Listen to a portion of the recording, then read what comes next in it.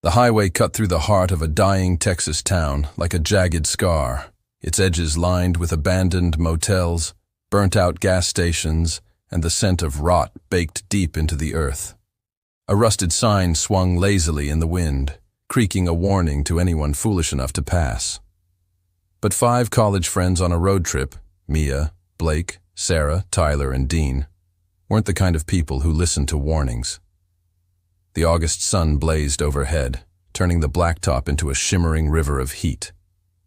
They laughed as they blasted music, passing around a bottle, completely unaware that by nightfall, their laughter would be replaced by screams.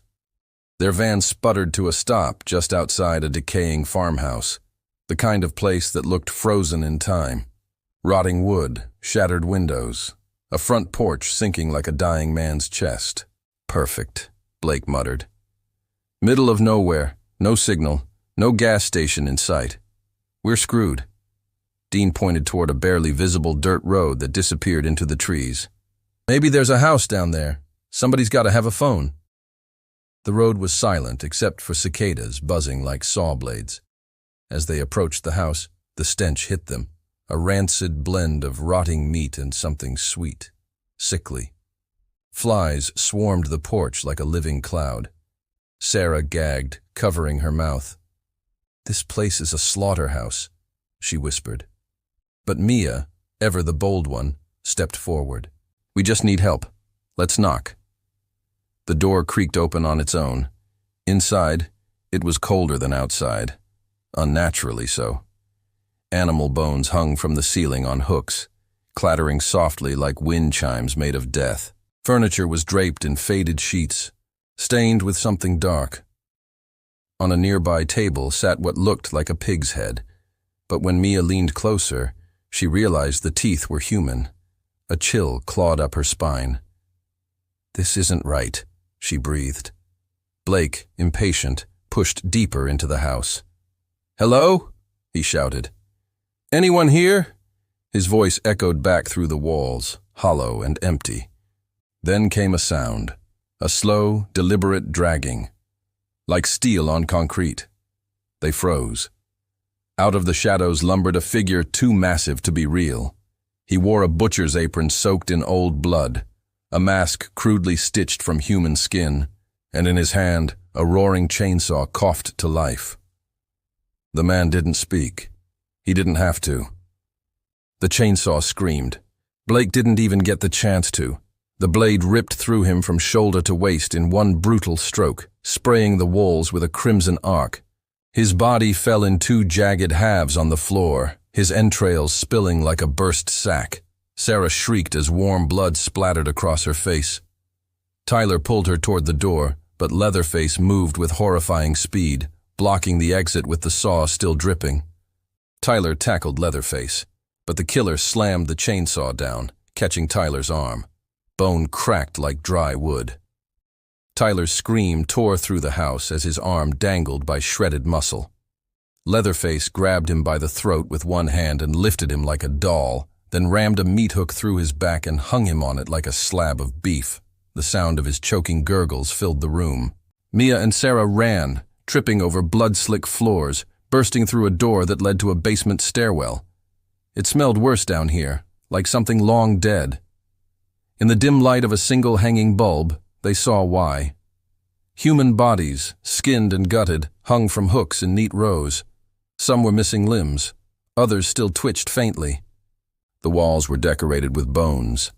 Skulls sat on shelves like trophies.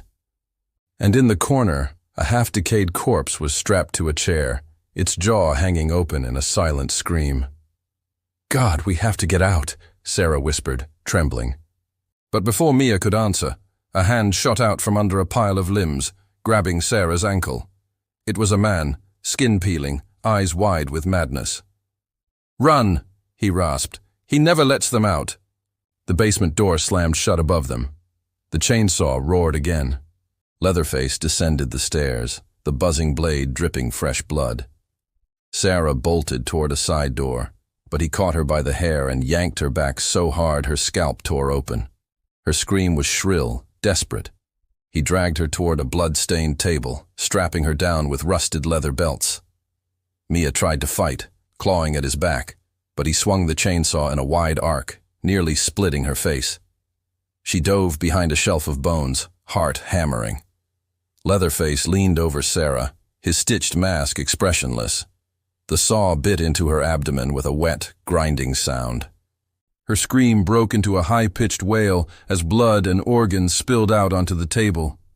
He worked with the precision of a butcher, sawing through bone, peeling back skin. Sarah's body twitched as he carved, her lifeblood splattering the floor like red rain. Mia bit her lip so hard it bled, forcing herself not to scream. She crawled toward the corpse pile, grabbed a jagged bone shard, and when he turned away, she drove it into his shoulder with everything she had. Leatherface bellowed like an enraged animal, swinging the chainsaw wildly. Mia sprinted up the stairs as the blade chewed into the walls behind her. The night air hit her like a slap, but she didn't stop. She ran through the tall grass, smeared in blood, the chainsaw howling behind her like a demon. She spotted the van and Dean inside, frantically trying to start it. "Go!" she screamed. But before Dean could react, Leatherface burst from the darkness and yanked him out through the driver's side window. Dean's skull met the hood with a wet crack, blood blooming across the metal. The chainsaw plunged into his chest, splitting ribs like kindling. Mia stumbled into the forest, branches clawing at her skin, the sound of the chainsaw always just a breath behind. She fell, cutting her palms on jagged roots. Then she saw a light, a barn. She crawled inside, slamming the door behind her, breathing like a cornered animal. Rusty tools hung from the walls, and in the center stood a massive meat grinder. The room reeked of old death. The chainsaw tore through the wooden wall like paper. Leatherface stepped inside, slow and methodical. Mia backed toward the grinder, eyes wild. He lunged. She dodged at the last second, grabbing a hook from the wall and slashing across his stitched face. A flap of skin peeled away, revealing scarred flesh beneath. He roared, swiping at her, catching her arm. She screamed as the chainsaw chewed through muscle, but adrenaline kept her moving. She kicked him square in the chest, and he stumbled backward. She slammed a lever, and the grinder roared to life. When he lunged again, she sidestepped, grabbed his apron, and yanked with everything she had. Leatherface toppled forward into the grinder. The machine groaned as it chewed through bone and flesh. His roar turned into a wet gurgle as blood erupted in a red geyser, splattering the ceiling and coating Mia from head to toe. His body convulsed, then went still as the grinder turned him into pulp. Mia collapsed onto the floor, sobbing, covered in the blood of her friends and their killer. The night was silent again, except for the soft hum of the grinder, slowly grinding the remains of a monster. As dawn broke, the police would find a farmhouse full of horrors, butchered bodies, walls decorated with skin, and a survivor shaking in a pool of blood. But the legend of that place would never die. Because monsters like him don't just live in houses, they live in stories, waiting for someone foolish enough to come knocking again.